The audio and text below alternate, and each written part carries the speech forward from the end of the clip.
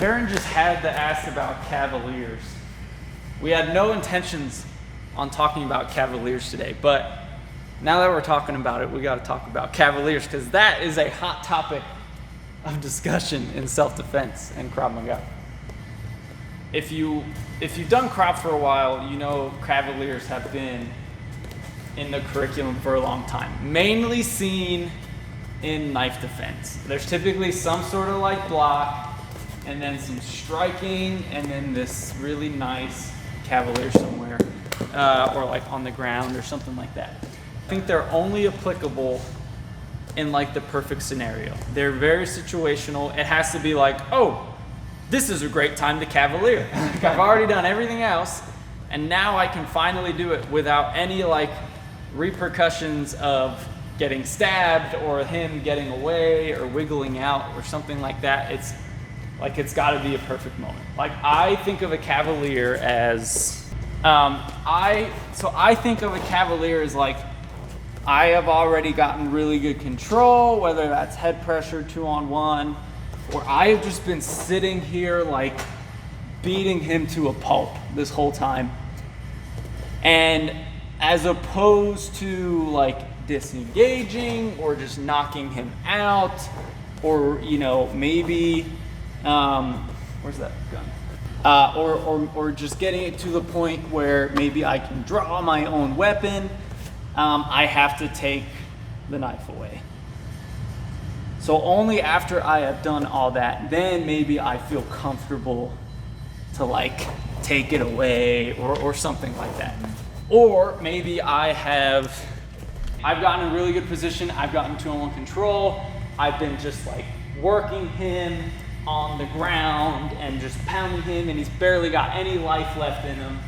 And I'm then maybe able to do some sort of cavalier takeaway because I have to get the knife. If you're law enforcement, maybe you need to like force stuff. But the only other things. But again, I think law enforcement still has to go through. They still need to go through A, B, and C. They still need to intercept, create angles, pressure. They pull away, right? And they take one of their 2-on-1 hands off. I've got, like, this isn't 2-on-1 right here. This is still 2-on-1 to me. I've got some control here. This is not 2-on-1. I basically got my hand like right in the same spot, so it's not really 2-on-1 anymore. So I don't have great 2-on-1. I've separated. I mean, maybe if they did it from here, like that would be better. At least I have head control, or like my hips are in or something. But stepping out from a position of control to come to here makes no sense to me. Let's do some quick little knife play back and forth, and we'll try to land cavaliers. Okay. Now, let's not only do cavaliers. Because if we only do cavaliers, we're always gonna know that it's coming, right? And it's gonna be easier for you or me as the attacker to defend it, right? So we'll still still free to do any other knife thing that we do. But throw a cavalier when maybe you think you can. Okay. Throw a cavalier. Let's do that. Yeah, let's play around.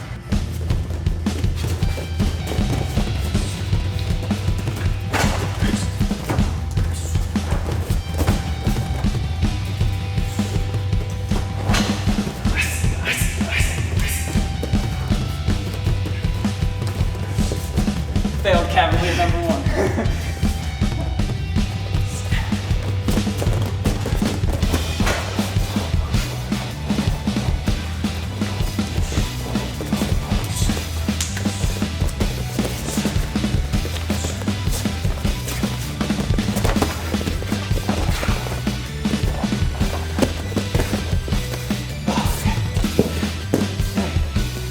No cavaliers, none there. You tried a couple times. Yeah. We'll give you this. We're not striking each other. That's true. For real. So maybe it could have worked. But again, fighting is push and pulls, right? One way or another, twist, any kind of energy. So as soon as I feel him go for a cavalier, I'm fighting it already. It's such a fine motor thing in position. Yeah. It's really easy to tell when someone's gonna cavalier.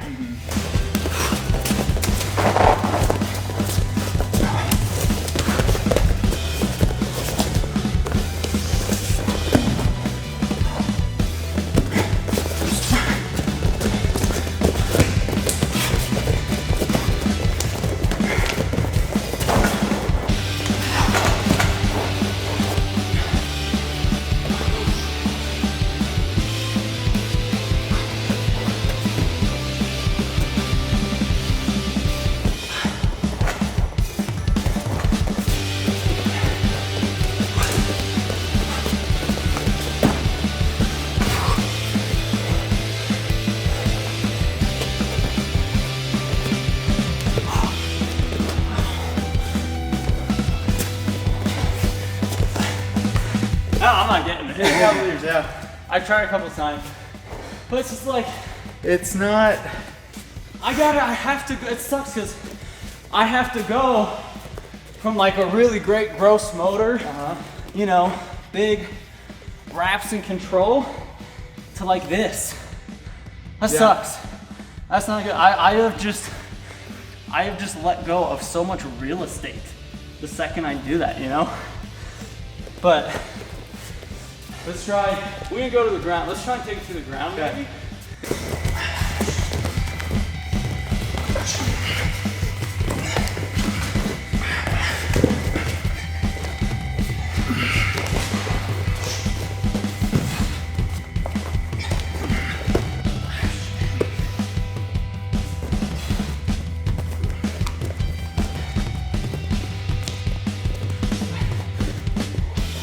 You can move too. You want to try?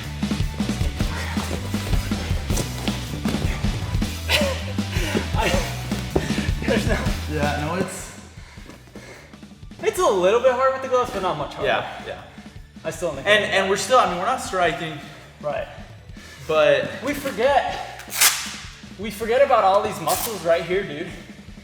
A lot of times when we do cavaliers, we're kind of loose, right? The partner's loose, who's getting cavaliered. We're never like, they're never like this. yeah. And that makes a difference.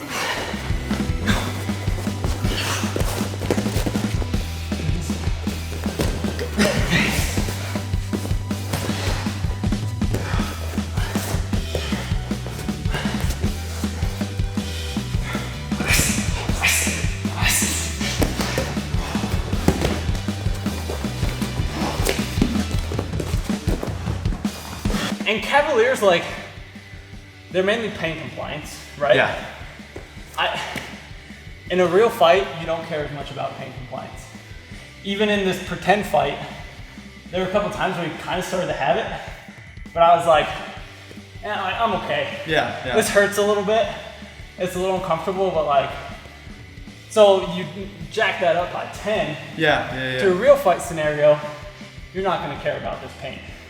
So I think they should still be taught, and that's mainly coming from like just me as a martial artist, right? Because, and you're the same way. Like we just like to learn everything, right? Yeah, I like to learn stuff. Maybe that doesn't always necessarily work super well, but I still like to learn it because I just like learning everything. And maybe there is a time when I super need a cavalier, but cavalier would be the last thing I would teach with knife defense. Like that should be the very final step if it's needed.